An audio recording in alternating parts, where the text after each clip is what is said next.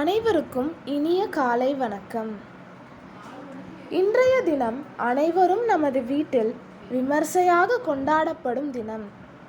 ஆம், கிருஷ்ண ஜென்மாஷ்டமி ஆகும்.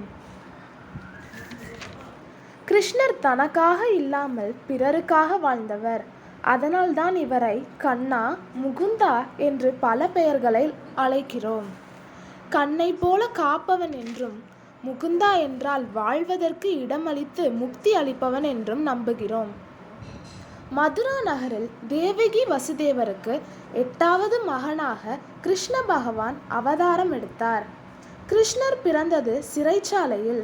சிறைச்சாலையில் பிறந்த கிருஷ்ணர் கோகுலத்தில் வளர்ப்பு தாய் யசோதையால் வளர்க்கப்பட்டான்.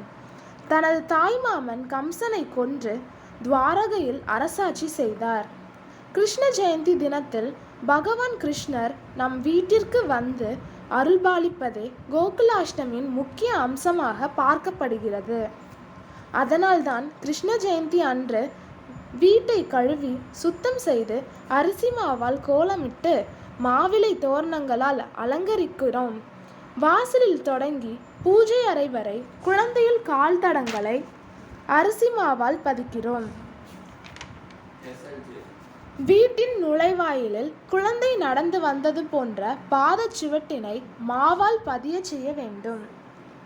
கிருஷ்ணர் சிலைக்கு பூக்களால் அலங்காரம் செய்ய வேண்டும். அதில் துளசி இருந்தால் இன்னும் சிறப்பு.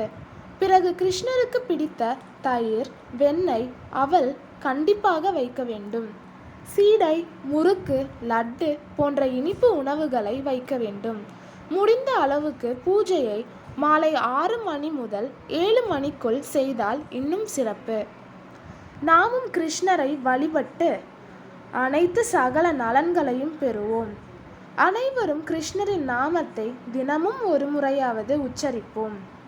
ஹரே கிருஷ்ணா ஹரே கிருஷ்ணா, கிருஷ்ண கிருஷ்ணா ஹரே ஹரே, ஹரே ராம ராம ராம ஹரே ஹரே. நன்றி, வணக்கம்.